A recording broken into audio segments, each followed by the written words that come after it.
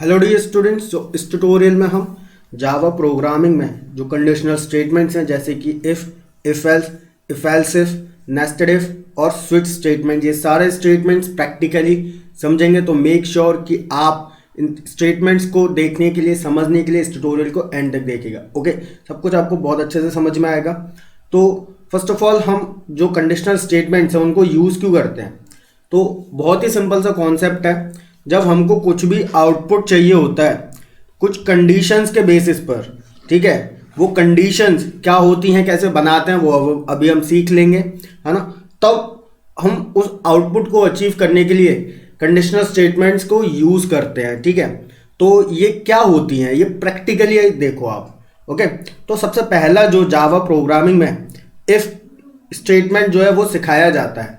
तो ऑब्वियसली अगर आपने जावा का जो बेसिक्स है वो, अगर मेरी जो ट्यूटोरियल्स है वो अगर आपने नहीं देखे हैं तो मेक श्योर कि आप उसको ज़रूर देख लीजिएगा। उन सभी के लिंक जो है वो आपको डिस्क्रिप्शन में मिल जाएंगे।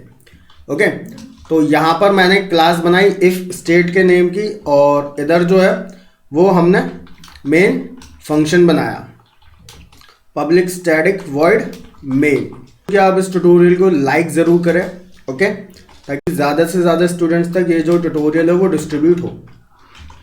अब यहाँ पर मैंने जो है वो एक नंबर लिया हुआ है, ओके, और ये जो नंबर है, ये नंबर की जो वैल्यू है वो है 10, और ये जो नंबर का जो डेटा टाइप है दैट इज इंटीजर। ओके, अब यहाँ पर मैं जो है वो इफ़ कंडीशन लगा रहा हूँ। तो इफ़ कंडीशन में मैं क्या कर रहा हूँ, कंडीशन ये लगा रहा हूँ कि अगर ये नंबर अगर बड़ा है 0 से, वो ऑब्वियसली हमको पता है कि जो नंबर है वो 0 से बड़ा है, ये हम जानते हैं। लेकिन प्रोग्रामिंग में हम क्या अचीव करना चाहते हैं उसके थ्रू, तो वो आप देखो, अगर जो नंबर है वो अगर 0 से बड़ा है तो हम क्या प्रिंट करवा रहे हैं यूज़र से,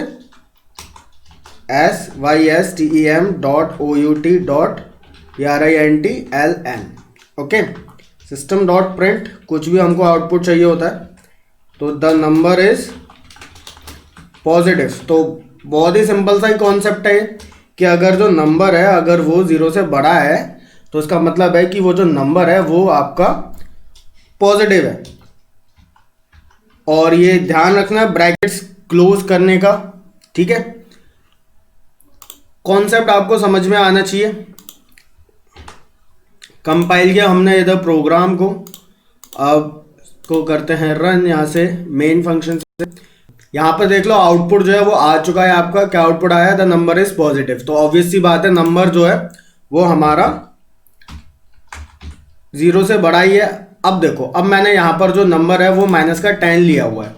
ओके, तो अब हमने इसको करा यहाँ पर कंपाइल। तो अब क्या आउटपुट में आएगा, number of positive, the number is positive लिखा हुआ। चेक कर लेते हैं अभी हम, देखते हैं आता है कि नहीं आता। तो देखो कुछ भी आउटपुट नहीं है। अगर मैं इस इफ स्टेटमेंट के बाहर कुछ दे दूं प्रिंट करवाने के लिए, है ना, इधर मैं सिंपल लिख देता हूं इफ स्टेटमेंट, ठीक है। कंपाइल किया हमने प्रोग्राम और द सेमीकोलन, कंपाइल किया प्रोग्राम को, रन किया प्रोग्राम। तो देखो इफ स्टेटमेंट जो है वो लिखा हुआ आया है। अब सिंपल सी बात है, ये क्यों लिखा हुआ आ गया, क्योंकि ये वाला जो इफ स्टेटमेंट है वो हमारा इफ कंडीशन वाला जो ब्लॉक है, ये जो ब्रैकेट्स है ना इनके बाहर है ना, मतलब ये वाला जो प्रिंट स्टेटमेंट है, मतलब है ना, ये इफ कंडीशन के बाहर है। Got it. तो ये प्रिंट स्टेटमेंट जरूर एग्जीक्यूट होगा, बेशक ये कंडीशन ट्रू हो या ना हो। तो यहां पर जो है वो मैंने इंटीजर नंबर के साथ एक एक्सपेरिमेंट किया था। एल नाम का वेरिएबल है, ओके, और मैं यहाँ पर ये चेक करा रहा हूँ क्या एल के अंदर जो वैल्यू है ना, क्या वो जावा है, ठीक है। और अगर वो जावा है तो आउटपुट में हम क्या दे रहे हैं, प्रोग्रामिंग लैंग्वेज, ठीक है, LNGUAGE प्रोग्रामिंग लैंग्वेज। इस स्टेटमेंट को हम कट कर लेते हैं जो प्रिंट था, है ना। Now let's run this program, now let's see the output.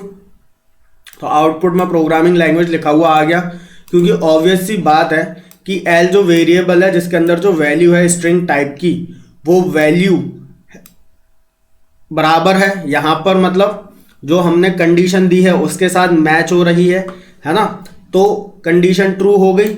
और एक बात और ध्यान रखना, जब हमको इक्वेलिटी चेक करानी होती है तब हम क्या करते हैं, डबल इक्वल टू का यूज करते हैं, लेकिन जब हमको राइट हैंड साइड की वैल्यू लेफ्ट हैंड साइड में देनी होती है तब हम सिंगल इक्वल टू का यूज करते हैं, ध्यान रखना।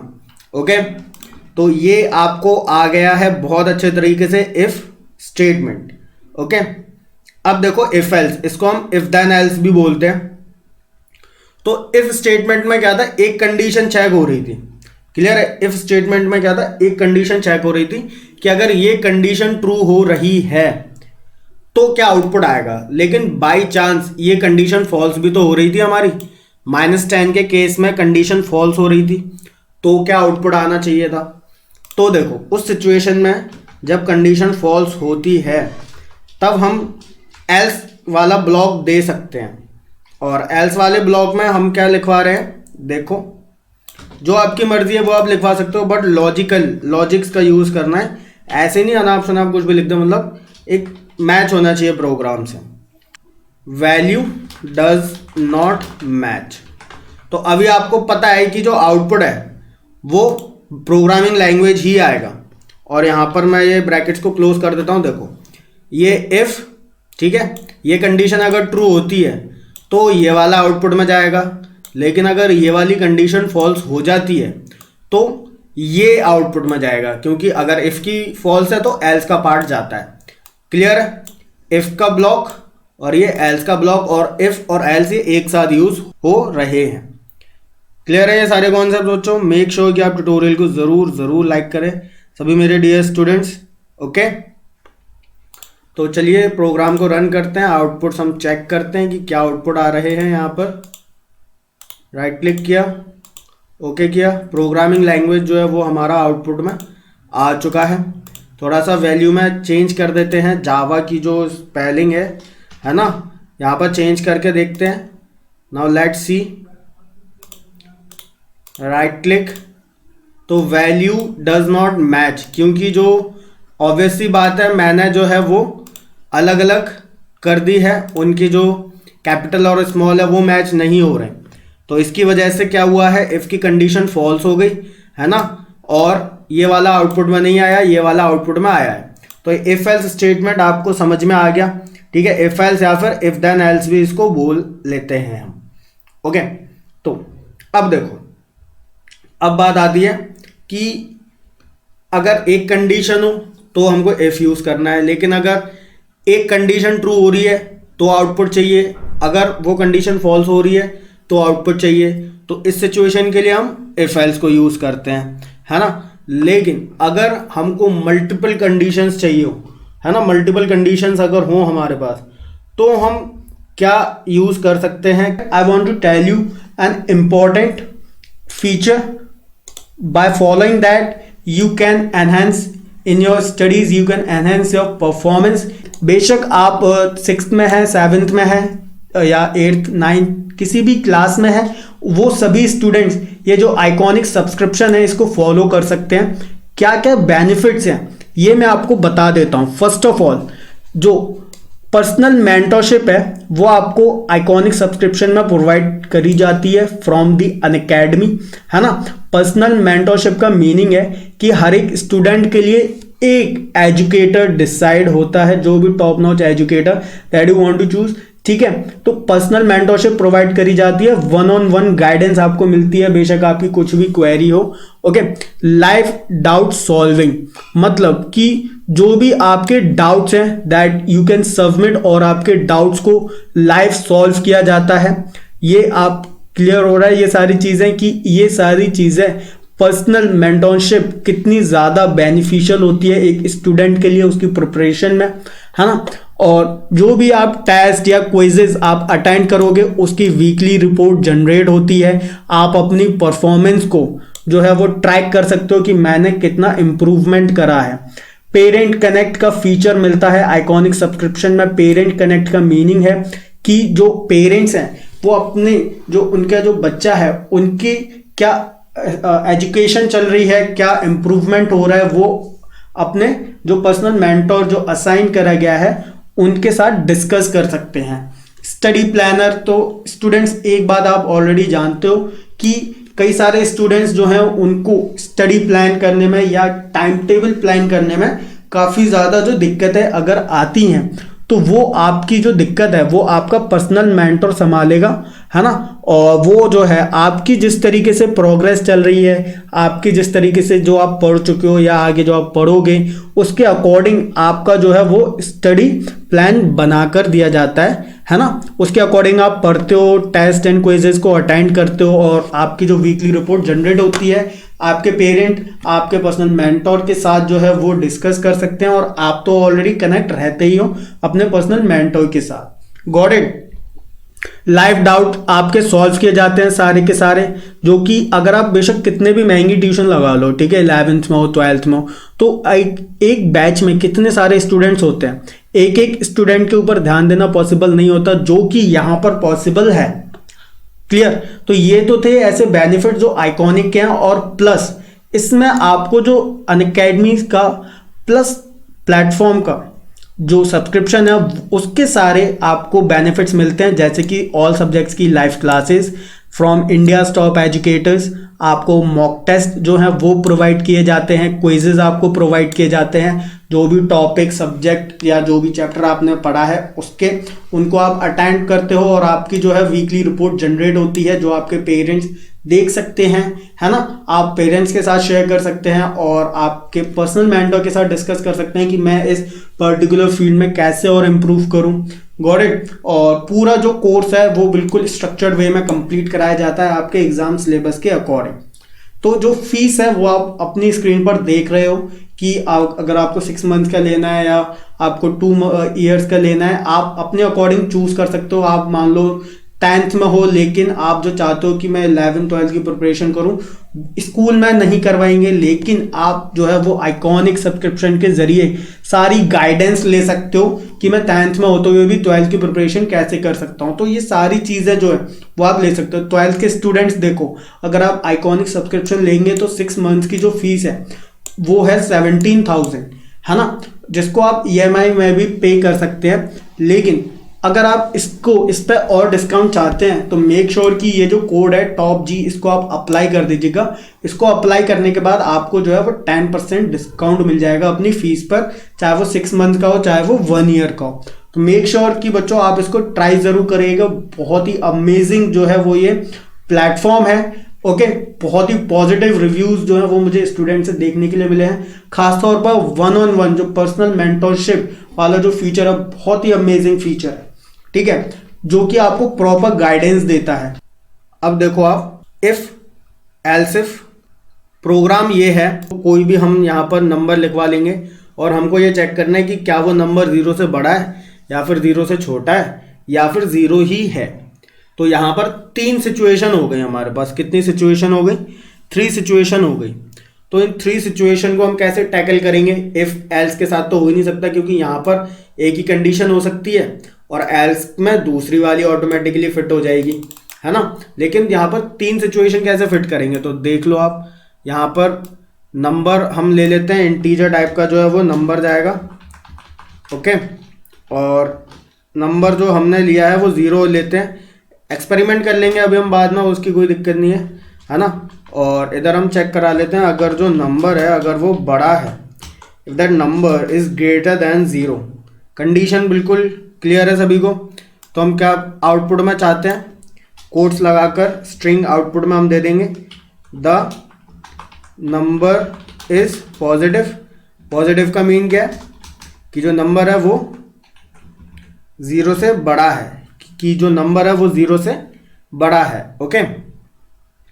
अब अगर मान लो नंबर जो है वो 0 से बड़ा नहीं है, तो 2 ही सिचुएशन बचती हैं कि या तो 0 होगा या 0 से छोटा होगा। ये 2 सिचुएशन बचती हैं। तो उन 2 सिचुएशन को कहाँ फिट करेंगे? तो दूसरी कंडीशन में फिट कर देंगे एल्स इफ में, ठीक है। तो एल्स इफ में क्या फिट कर देंगे? दूसरी कंडीशन, अगर नंबर 0 से बड़ा नहीं है तो फिर अब ये चेक कराओ कि क्या वो नंबर 0 से छोटा है तो अगर 0 से छोटा होगा तो एल्स इफ वाली जो कंडीशन है वो ट्रू हो जाएगी और हम क्या प्रिंट कर देंगे, the number is negative. Okay, लेकिन अगर जो नंबर है वो 0 से छोटा भी नहीं है, तो अब एक बात बताओ, ऊपर वाली कंडीशन भी फॉल्स हो गई, नीचे वाली कंडीशन भी फॉल्स हो गई, है ना, मतलब ये भी कंडीशन फॉल्स हो गई, ये भी फॉल्स हो गई, फिर तो एक ही लॉजिक बन रहा है कि नंबर 0 ही होगा। तो अब हम क्या करा देंगे, ऑटोमेटिकली हम एल्स में चीज़ डाल देंगे कि द नंबर इज, स्ट्रिंग डाल देंगे कि द नंबर इज 0। क्लियर है कॉन्सेप्ट? तो द नंबर इज 0, तो ऑब्वियस सी बात है कि जो नंबर है वो हमारा 0 है, क्योंकि हमने यहाँ पर 0 ही लिखा हुआ है। और अगर इधर मैं कर दूँ 90 तो क्या आउटपुट में आता है, चेक करते हैं। The number is positive output में आ रहा है ना। कौन सी कंडीशन ट्रू हुई है, इफ वाली कंडीशन ट्रू हुई है कि नंबर जो है वो 0 से बड़ा है, नंबर जो है वो पॉजिटिव है। क्लियर है इतना? Okay, so if else if में हम कितने भी जो है वो एल्स इफ हम लगा सकते हैं, कितने भी एल्स इफ कंडीशंस हम यूज कर सकते हैं। मैं अभी आपको एल्स इफ में एक और एल्स इफ जोड़ के बता देता हूं कि हम कितने भी एल्स इफ करके कंडीशंस ऐड कर सकते हैं। ओके, यहां पर नंबर है 90, मैंने पहले क्या चेक करा लिया कि जो नंबर है वो हमारा है 50 से बड़ा है ना। फिर हमने क्या चेक करा लिया कि जो नंबर है हमारा वो 10 से बड़ा है ना। बस ध्यान रखना, जो कंडीशन ट्रू हो रही है उसी के अकॉर्डिंग हमको क्या करना है, उसी के अकॉर्डिंग हमको क्या करना है, कंडीशन यहाँ पर ट्रू करवानी है। क्लियर? यहाँ पर वही चीज़ लिखनी है, the number is greater than 50, उसी के अकॉर्डिंग यहाँ पर लिखना है। अब यहाँ पर क्या लिखना पड़ेगा हमको, greater than, GREA greater than 10 and smaller than 50, क्योंकि ऑब्वियस सी बात है अगर ये कंडीशन ट्रू हो रही है तो नंबर जो है वो 50 से बड़ा तो नहीं है, क्योंकि अगर 50 से बड़ा होगा तो यहीं पर ही आके ट्रू हो जाएगा। अगर प्रोग्राम इस तक पहुंचा है तो लॉजिक यही है कि जो नंबर है वो 50 से छोटा है। क्लियर? Smaller than 50। प्रोग्राम बच्चों पूरा समझा करो, प्रोग्राम बीच में लेफ्ट आउट नहीं करते, ठीक है। अब यहाँ पर हम एक और एल्स इफ जोड़ देते हैं और कंडीशन ये लगा देते हैं, नंबर इज ग्रेटर देन 0, और यहाँ पर लगा देते हैं number is greater than 0 smaller than 10। ठीक है, अगर देखो ये फॉल्स हो गई, ये फॉल्स हो गई और यहाँ पर आ गया प्रोग्राम, तो बड़ा ही सिंपल सा लॉजिक है कि जो नंबर है वो जो है वो हमारा ना तो 50 से बड़ा है ना 10 से बड़ा है, लेकिन अगर यहाँ पर आगे ट्रू हो रही है कंडीशन तो 0 से बड़ा है, तो उसी लॉजिक के अकॉर्डिंग हमने लिख दिया number is greater than 0 but smaller than 10। Clear? कितने भी एल्स इफ जोड़ सकते हैं, जितनी चाहो आप उतनी कंडीशन लगा दो, ये आपके ऊपर डिपेंड करता है। और एल्स में हमने एक और कंडीशन जोड़ दी। क्या कंडीशन जोड़ दी हमने एल्स में? यहां पर अब प्रोग्राम का कॉन्सेप्ट बदल गया। प्रोग्राम ये है कि हम पॉजिटिव नेगेटिव नहीं देख रहे, सिर्फ ग्रेटर वाली चीज देख रहे हैं। तो यहां पर अब हमने लगा दिया द नंबर इज 0 और लेस देन 0। आप और कंडीशन लगा सकते हो, यहां पे एक और एल्स इफ लिख दो और 0 के लिए इक्वलिटी दिखा के कंडीशन लगा दो, है ना। और जितनी चाहो उतनी कंडीशन आप लिख सकते हो। कंपाइल लिखा हमने, कंपाइल कर लिया और इधर रन करते हैं। प्रोग्राम की वैल्यू हम देखते हैं, the number is greater than 50। तो जो नंबर है वो हमारा है बड़ा है 50 से। मैं और कंडीशन लगा देता हूँ, 0 से बड़ा है। और अगर मान लो जो नंबर है, अभी हम नेस्टेड इफ भी समझेंगे, स्विच स्टेटमेंट भी समझेंगे, 0 है ना। तो यहां पर मैंने क्या करा, ये कर दिया, मतलब कि जो नंबर है वो है आपका 0। क्लियर है? तो अगर 0 होगा तो इधर आगे ट्रू हो जाएगा। अब लास्ट में क्या बचता है, अगर ऊपर की सारी कंडीशन है फॉल्स हो गई तो अब लास्ट में क्या बच रहा है, लास्ट में कंडीशन बच रही है कि नंबर जो है वो 0 से छोटा ही है। तो अब हम यहाँ पर क्या लिखवा देंगे, system out dot print ln और the number is smaller than 0। Concept clear है ना बच्चों?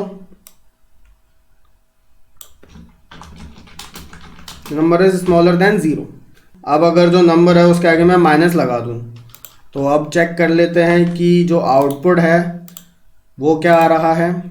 The number is smaller than 0, output हमारा जो है वो बिल्कुल सही आया है। अब देखते हैं स्विच स्टेटमेंट।